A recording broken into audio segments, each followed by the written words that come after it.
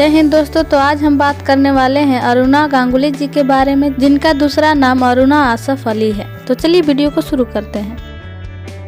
जाति धर्म के बंधनों की परवाह न करने वाली, निर्भीक आजादी के लिए कड़े से कड़े संघर्ष के लिए तैयार रहने वाली भारतीय वीरांगना अरुणा गांगुली का जन्म तत्कालीन पाकिस्तान की पंजाब रियासत के शहर कालका में दिनांक 16 जुलाई 1909 को एक बंगाली ब्राह्मण परिवार में हुआ था। अरुणा गांगुली का परिवार एक संभ्रांत परिवार था। पैसे की कोई कमी नहीं थी। जिन दिनों अरुणा का जन्म हुआ, हमारे देश में स्त्रियों को शिक्षा से मसरूख रखा जाता था। घर की चार दीवारी से बाहर कदम रखना स्त्रियों के लिए मना था। इन विपरीत परिस्थितियों में भी उनके पिता ने अरुणा का दाखिला एक लाहौर के कॉन्वेंट स्कूल में करा दिया। यहाँ से अरुणा ने अपनी प्रारंभिक शिक्षा पूरी की। प्रारंभिक शिक्षा पूरी करने के उपरांत उनके पिता ने माध्यमिक शिक्षा के लिए उनका दाखिला नैनीताल के आवासीय प्रोटेस्टेंट विद्यालय में करा दिया। वहां अपनी बहन पूर्णिमा गांगुली के साथ रहती थी। पूर्णिमा गांगुली इसी विद्यालय में शिक्षा ग्रहण कर रही थी।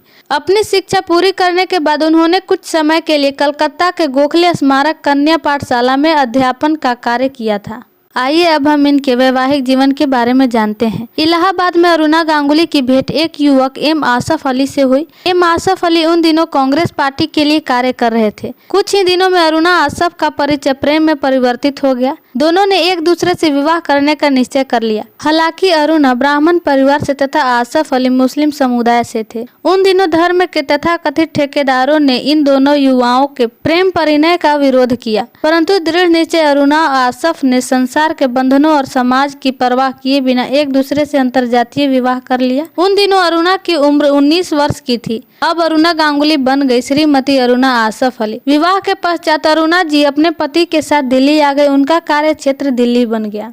उन दिनों देश में लड़कियों की शिक्षा को हेय दृष्टि से देखा जाता था, परंतु स्त्री शिक्षा को बढ़ावा देने के लिए अरुणा जी ने दिल्ली में सरस्वती भवन की स्थापना की। यहाँ समाज की दलित, असहाय, विधवा, निर्धन, बेसहारा लड़कियों और महिलाओं को निःशुल्क शिक्षा दी जाती थी। यही नहीं, दिल्ली स्थित लेडी इरविन कॉलेज, जो आज महिलाओं का प्रतिष्ठित कॉलेज माना जाता है, की स्थापना अरुणा आसफ अली ने ही की थी।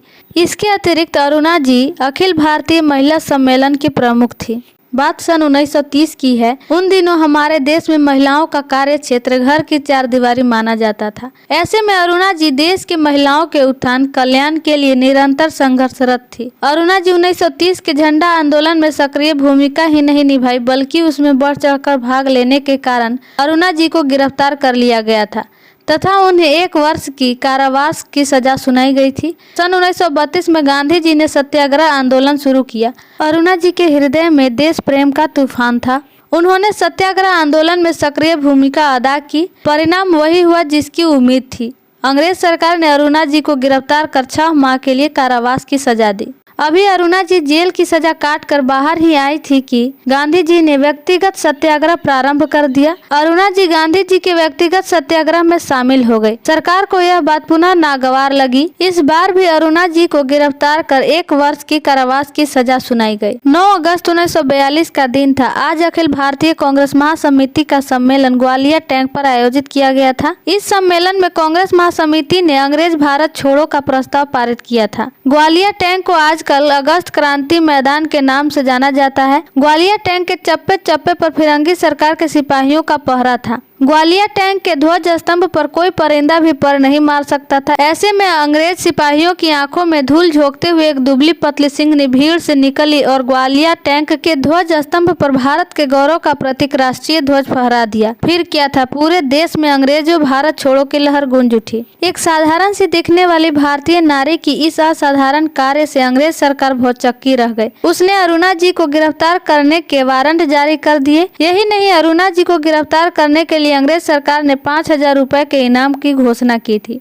देखते ही देखते अरुणा जी भूमिगत हो गई। अंग्रेजी गुप्तचर विभाग की लाख कोशिशों के बावजूद अंग्रेज सरकार अरुणा जी को गिरफ्तार नहीं कर सकी। अरुणा जी को गिरफ्तार करने का यह हुक्मनामा 9 अगस्त 1942 को जारी किया गया था तथा यह आदेश 26 जनवरी 1946 तक जारी रहा। सन 1946 में सरकार ने अरुणा जी की गिरफ्तारी का आदेश वापस ले लिया। गिरफ्तारी का आदेश वापस लिए जाने के उपरांत अरुणा जी पुनः प्रकट हुई। अरुणा जी का कलकत्ता, दिल्ली आदि में गर्मजोशी से स्वागत किया गया। सन 1947 में देश आजाद हो गया। आजादी के बाद अरुणा जी 1947 में देश की आजादी के बाद अरुणा जी को दिल्ली प्रदेश कांग्रेस कमेटी के अध्यक्ष बनाया गया। पाकिस्तान से आए शरणार्थियों की समस्या को दूर करने के लिए इन्होंने दिन रात एक कर दिया, परंतु कुछ समय उपरांत सरकार की आर्थिक नीतियों से असंतुष्ट होकर अरुणा जी ने कांग्रेस पार्टी से हमारे भारत रत्न त्याग पत्र दे दिया। अब इन्होंने आचार्य नरेंद्र देव की सोशलिस्ट पार्टी में शामिल हो गए। सन 1950 में अरुणा जी ने वामपंथी सोशलिस्ट पार्टी का गठन किया।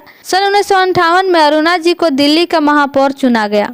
अरुणा जी के भारतीय राजनीति, विश्व शांति, राष्ट्रीय एकता, सांप्रदायिक सद्भाव, समाज सेवा, जन कल्याण और महिलाओं के उत्थान के लिए किए गए प्रयासों को ध्यान में रखते हुए भारत सरकार ने 24 जुलाई 1947 को अरुणा जी को देश के सर्वोच्च नागरिक सम्मान भारत रत्न से अलंकृत किया गया। भारत की रत्न वीरांगना अरुणा आसफ अली का 29 जुलाई 1996 को शाम 4 बजे दिल्ली के राम मनोहर लोहिया अस्पताल में निधन हो गया। अरुणा जी की महायात्रा चल पड़ी अंतिम प्रणय की ओर। उनके निधन पर सारा देश स्तब्ध रह गया। आई होप आप लोगों को ये वीडियो अच्छा लगा होगा। अगर अच्छा लगा तो हमारे चैनल को सब्सक्राइब जरूर कर ले ताकि आने वाली वीडियो की नोटिफिकेशन आप तक पहुंच सके। जय हिंद, जय भारत।